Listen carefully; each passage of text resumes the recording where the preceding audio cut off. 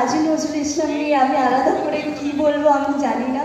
যত বড় হচ্ছি, উন্মোচন করছি, ওদেরকে জানছি, ততই মনে হচ্ছে যে কম জানে উঠছি, কতটা কম জানতাম এতদিন।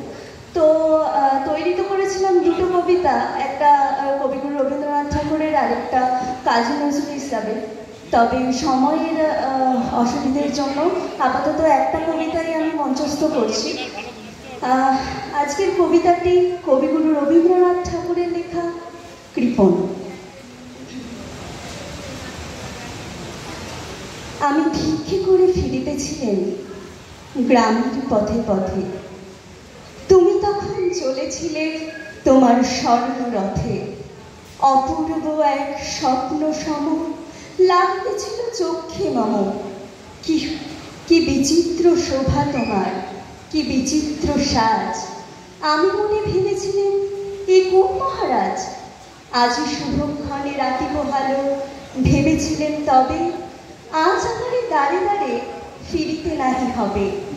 বাহির হতে নাহি হতে কাহার দেখা পেলেন পথে।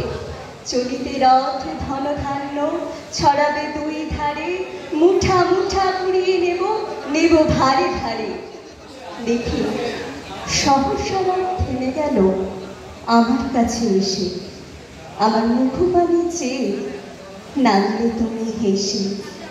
দেখে মুখের প্রসন্নতা জুড়িয়ে গেল সকল ব্যথা।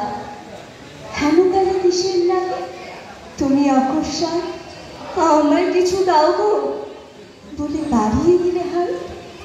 মরি এ কি রাজাদিরাজ, আমায় দাও গো কিছু শুনে ক্ষণকালের তরে রইল মাথা নিচু।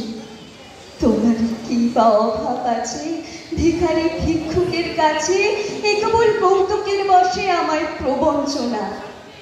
ঝুলি হতে দিলে তুলে একটি ছোট্ট কণা, যবে পাত্রখানি ঘরে এনে উজাড় করি, এ কি ভিক্ষা মাঝে একটি ছোট সোনার কণা দেখি।